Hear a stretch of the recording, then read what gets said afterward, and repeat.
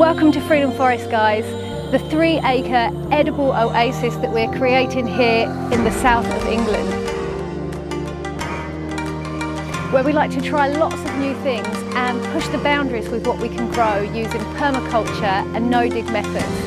Absolutely no chemicals, weed killers or synthetic fertilisers, just what nature provides.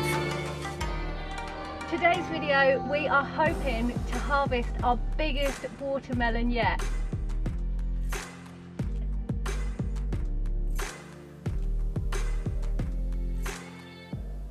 Hi guys, welcome to our Freedom Forest polytunnel. It's the 23rd of September today, and this is normally peak watermelon harvesting time for us.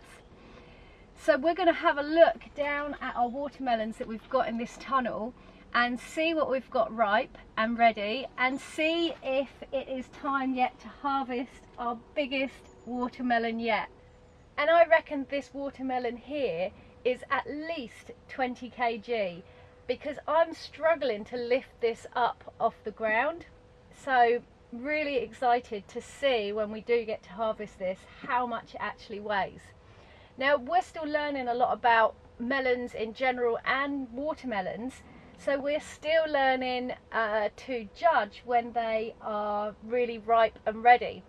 So we've got a few more melons down here which we're going to look at first, and maybe try one of the smaller ones before we decide if we're going to harvest this big one today. Okay, so we've got those couple of watermelons there, and then we've got this smaller one here, and I think this might be the one we try, because as you can see the vine has died right back on this one. Also there's a little bit of cracking starting around here. And the other thing I believe you need to look for is a lighter coloured base where the melon has been resting.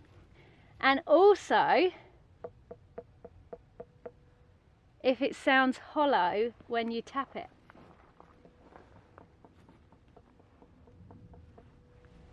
So it sounds quite hollow to me, but it changes depending on where I tap it. So there's that one there. That one's looking like a good tester for today. And then we've got another 2 or 3 hiding down here. There's one hiding right in the undergrowth over by the edge of the polytunnel there. So these two are, I think, our next ripest ones. And again, we've got the cracking around the stem. We've got a nice light coloured patch here. I've already turned this one over, so that was where the melon was sat. And let's have a listen. Oh yeah, that one sounds really hollow. This one sounds good. This is our second biggest one here. And something else that Dan thinks he might have read somewhere is about the second leaf from the vine being died back, which interestingly on this plant hasn't happened yet, but everything else looks like it's ripe on that one. So which one to go for? And then this one's much the same, a little bit of cracking, nice light coloured patch. Not quite as hollow sounding. Let's try it on the floor. Oh yeah, it sounds different depending on where you put it. And I'll leave that one be tucked down there for a minute.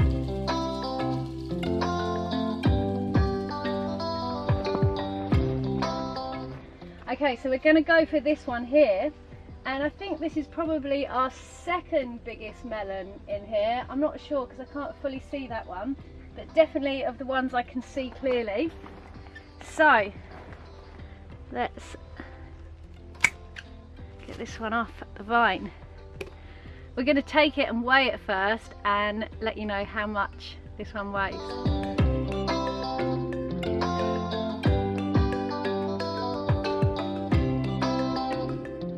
I've been gearing the carrying duty. It's nice and heavy, this thing.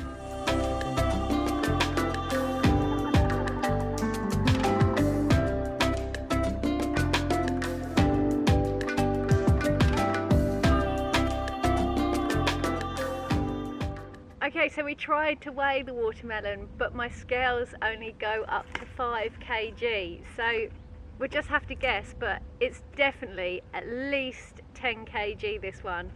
And we'll have to get some bigger scales, definitely, before we harvest the big boy. Yeah, for sure. Right, come on Dan, cut into this one. Let's have a look at our first watermelon of the season. Here we go, watch out for your hands. See some red in there? Oh, beautiful. Yeah, it's looking good, but it's still actually not fully ripe because a lot of the seeds are still white. It's got some black seeds in it here. Could do with a little bit more, couldn't it? Yeah, really? it could have taken probably another week maybe. Another few days anyway. But lucky we didn't get the big boy one now. Yeah, we'll leave that one. So we'd definitely be leaving the big melon for today and give that one a little bit longer. But these watermelon seeds as well, the black seeds in the watermelon, are really delicious and nutritious as well. So make sure you crunch those up when you are eating your watermelon, guys. Right, let's try this.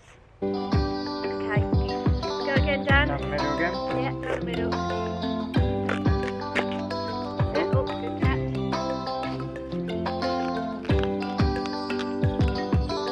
Right, I'm going to give it a go.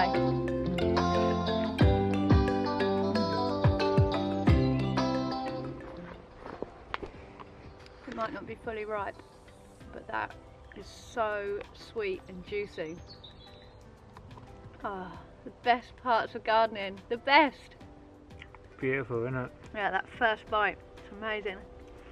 Been waiting for these bad boys for a while now. If you've seen any of our previous videos, mine didn't go this well. I had some in the tunnel that I grow most of the bits I grow in. Laurie had other ones.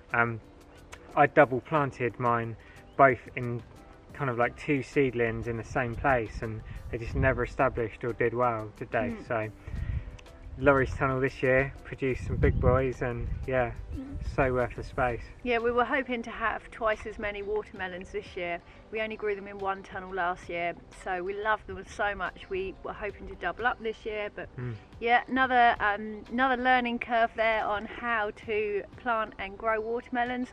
They like lots of space, so do not plant them too close together. We're going to keep enjoying this melon for now because I just cannot stop myself, as you probably just saw as it was dripping down my face then when Dan was talking. They are super juicy, super amazing to grow. If you have got a polytunnel, definitely try a couple of watermelons. One of the most rewarding things you can grow in your garden. Have a great day, guys. Peace and plants.